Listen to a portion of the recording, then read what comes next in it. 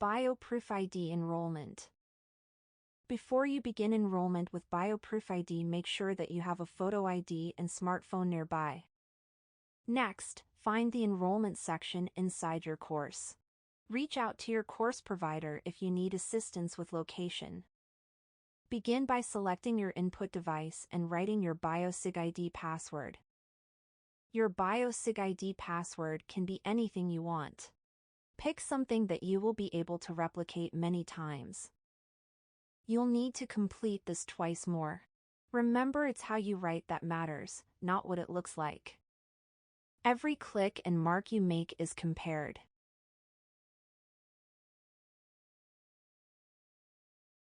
Next, create your Click ID password. For ease of memory, we have chosen the same 4 characters as our BioProof-ID password. Where you click on this picture of a keyboard matters. You'll need to replicate your Click ID twice more. Be careful not to include any accidental double clicks. Now we will transfer to your smartphone. You have 2 options for transferring. You can input your phone number and receive a link via text message, or you can scan the QR code. Click the QR code if it's too small for your phone to scan. Do not close BioProof-ID on your computer. You'll need to continue here later.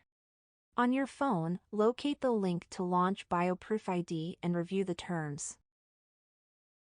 To agree, click Start. Next, select your document type. If you have a school-issued ID, you can submit as a passport. Tap Front to access your camera for a photograph of the front of your ID. Make sure that you can read your image before continuing. Then tap Back to access your camera for a photograph of the back of your ID. Now take a selfie. Your image should resemble as closely as possible the photo on your ID. Finally, return to your computer and validate the BioProof-ID password you created earlier. Upon successful validation, your BioProof-ID enrollment is complete.